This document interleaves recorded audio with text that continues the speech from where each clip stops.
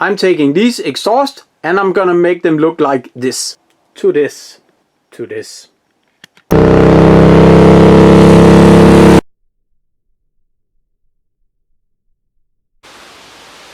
This is certified badass from Badass Garage. I'm gonna show you tips and tricks you can use on your classic car or motorcycle. If I can do it, you can do it too.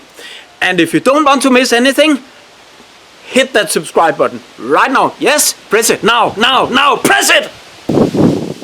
So, I'll be making this smooth with 80 grit sandpaper.